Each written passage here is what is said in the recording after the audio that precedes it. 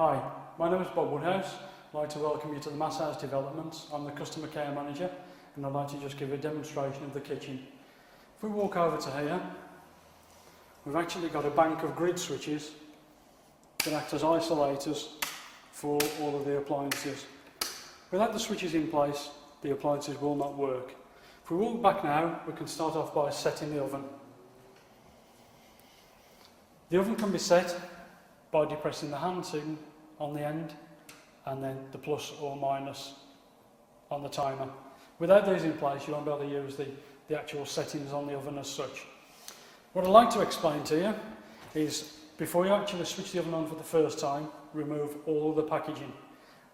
May sound silly, but accidents have happened where people have forgotten the instructions are in there. Use the oven and set fire to things. Also, while we're on the oven, in the manufacture of the ovens, they actually use chemicals that need to be burned off. What you need to do is to set the oven on quite high, burn it off for a period of about 30 to 40 minutes. You will get a smell from the oven while it's burning off. Completely normal, it's not a problem. A little bit of ventilation would be good. Leave the door open for a while, let it burn off. It'll get rid of all the chemicals they've used, as I say, in the manufacture of the oven. That covers the oven. We'll move on now to the hob.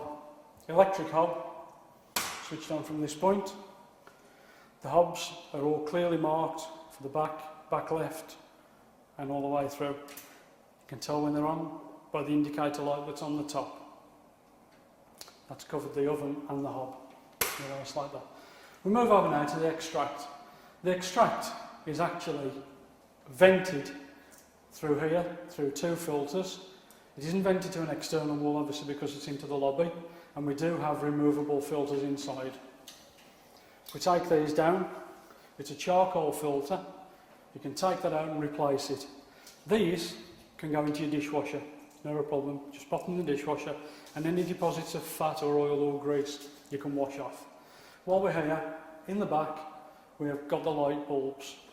The screw-in bulbs, if one fails, screw it out, take it along, get another one that will replace the identical bulb.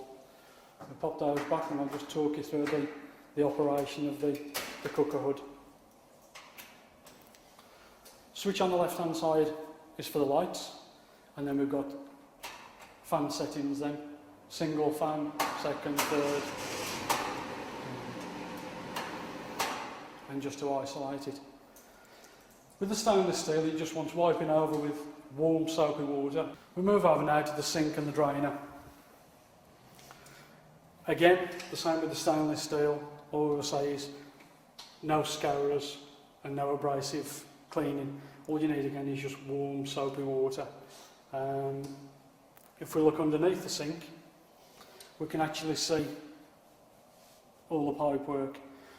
It's actually got a multi-waste that's in here, which means it can take all the other appliances that are attached to it. This side here is actually the connection for the dishwasher, and the dishwasher water is turned on from this point. It's actually turned, when it's in line with the pipe, it actually opens the flow of the water. Turn it back 90 degrees, it'll shut the water off. This one is the dishwasher, and the one on this side is actually the washing machine. That virtually takes care of it. We don't fit a shelf in the bottom of the base unit on the sink, because the amount of pipe work in here, it would just reduce the strength of the shelf. The washing machine is located next to the sink. Obviously with that you'll just have to refer to your instructions for what wash cycle it needs to go on, whether it's delicates, whites, cottons, whatever. As I say, it's all plumbed through, and the disposal is through underneath the sink. On this side, you actually have the dishwasher. Again, remove all the packaging before you use it the first time. Make sure you read all the instructions, pop in the salts and whatever you need to put into, obviously to use it for the first time. It'll actually program it through on the top. Again, just refer to your instruction manual.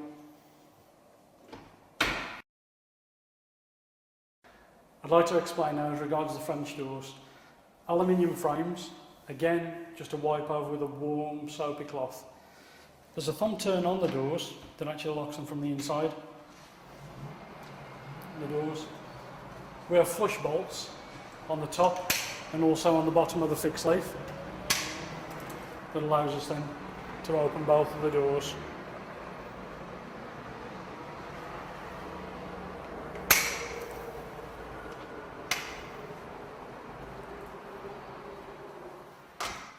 And lock the door by means of the thumb turn. I'd like to explain also, while we're over here, is the venting system. This is controlled by the grid switches we saw earlier. It's a passive system. We've actually got one in this end of the room and we've got one in the other end of the room. It actually just trickles round, just gives you an airflow. If you press the switch on the other end, obviously what it will do, it will actually boost it then. We'll move over now to the television points. We've got a secondary BT point for the TV. We've got satellite, we've got FM, and we've got the ordinary TV. The point that's here is actually if you've got another television in your bedroom, you use a splitter on the back of the TV and put a lead into there, and it will actually transmit the signal through to the bedroom. I'd like to move on now and actually show the operation of the windows. This is a tilt and turn window that actually allows ventilation. If you move the handle up onto 90 degrees, it allows the top of the window to open out. That you could leave during the day just to give ventilation to the room. If you want the window open all the way, we actually push it back to, turn it through another 90 degrees and open the window that way. This actually gives you a chance to clean the window from the inside of the room. What is important is you keep the actual channel down here clear from any grit or debris. And what we would recommend is you actually just oil the hinges with a light silicone spray, and that's as much as it needs. Again, as with the other French doors we had, just wipe it out with warm soapy water. That's as much as it needs. While we're here, we'll actually talk about the downlighters. The downlighters in these rooms are actually 240. They're not transformed, they are mains voltage. We only use 12 volt in wet areas. The outside door is actually a fire door. It works with an overhead door closer and it shouldn't be propped open. It will weaken the closer, and obviously should there be any spread of fire, it won't help you at all. The lock is actually a deadlock. You can't lock yourself out, you've got to do it with a key from the outside of it. There's a security chain fitted to the door and also a spy hole. I'd like to explain now briefly the airing cupboard. Again, the door is fitted with a fire door, and this time it's fitted with a Perco door closer. Will actually shut on its own. The Megaflow, which is this big cylinder, actually gives you the same pressure with the hot water as cold. So in the event of someone running a bath and someone turns the tap on in the kitchen, it doesn't rob the hot water. We move across now, and I can explain that we have an immersion heater in the bottom of the tank, and we have one in the top of the tank, which again are controlled here by switch fuse spurs. Without these switches on, it won't operate. The hot water then is actually programmed through this programmer that's here. If you refer to your instruction manual, have a look through that, it'll give you all your settings then for whether you want it on during the night time, during the day. It actually has a boost setting as well. So if you find you're running out of hot water, press the boost button and it will actually step the hot water up. To the side of this programmer, we have another programmer which is for the panel heaters. The panel heaters can be operated individually. It can be set on a night setting, or it can be set on a daytime setting as well, on a comfort zone. And again, it's programmed through 7 days, and you can program it by the hour. Above the programmers, we have the consumer unit. The consumer unit is actually, it's labelled up, whether it's for sockets, lights, heaters, it's all clearly labelled. Now, in the event of there being a problem with one of these appliances, it will actually trip one of the switches. Sometimes in the event of even a light bulb going, it will actually trip a switch. So when you've identified and replaced the light bulb, knock the trip back up as well. At the top over the slotted shelves is the water meter. The water meter is there, you can actually read it yourselves, but in the corridor there is a cupboard that's got all of the water meter. It's got the reading points on it. So when the guy comes from the water board, he doesn't have to come into your apartment, he will actually read them from outside. I'd like to explain now as regards the panel heaters. On the side of the panel heater, there's a switch. That's a fuse spur. Without the switch on, it will not operate again. There's a flap on the top, which gives us the controls. It gives us the off setting. We've got one with a little snowflake on it, which is actually a frost stat, which is a frost setting. If you are away from the apartment for any time during the winter, you can leave it on a low setting. We just keep the heating ticking over. We've got a time setting now, which actually works from the programmer. Whatever you program that to, this will respond. We've got a nighttime setting, and we've also got a daytime setting on it as well.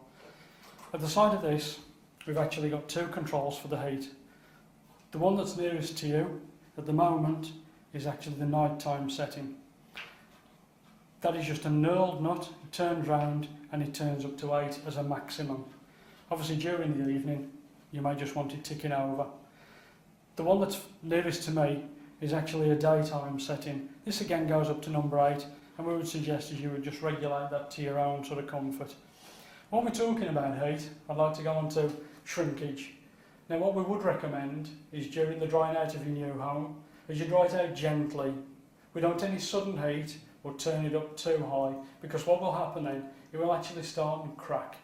What we would recommend is actually while you're drying out your new home, is you use gentle heat. Don't put it on too fierce and try and keep as much ventilation as possible. What we would find with shrinkage is we would get a joint down the side of the architraves, we would get a joint on the motor on the architrave as well. We might get it around the ceiling lines or at the skirting lines. So what we would ask and recommend is that it's gentle heat. The smoke detector is actually wired through the mains, and it's also got a battery backup. You'll find us probably after a period of time, when the battery starts to wear, the smoke alarm will actually let you know by giving out just a beep. At that time, then please change the smoke alarm. It is important. It can be tested by pressing the button here. And we recommend as you check that at least once a month. Okay, we'd like to move on to the bathroom now. As explained earlier with the Megaflow, gives you equal pressure on the hot tap as it does on the cold. Actually works on a pop-up waste, so we'll lift the lever up on the back, and when we want to discharge the water, simply push it down. Move on then to the flush on the toilets. The flush on the toilets is actually on a dual flush, so it will give you a short flush or a full flush, using approximately 6 litres of water. To this side here, you've actually got a shaver point. Below the sink, we've got cupboard space. Again, with all these, just a wipe over with some warm soapy water, that'll be sufficient. Same with your mirrors as well. Over to the bath. Same thing again as we said, with the pressure on the hot and with the cold. This time it's actually, the waste is operated by a knob on the side of the bath. And move round to the shower.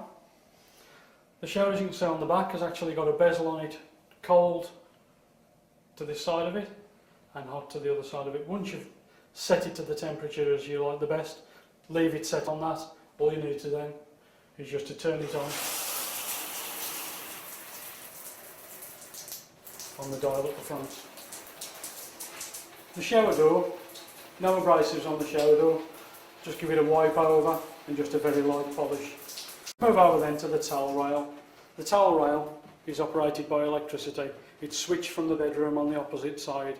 It's got a fuse spur, switch it on the other side. It would take probably 30-40 minutes to warm up, and as I say, it's electric and it's filled with oil.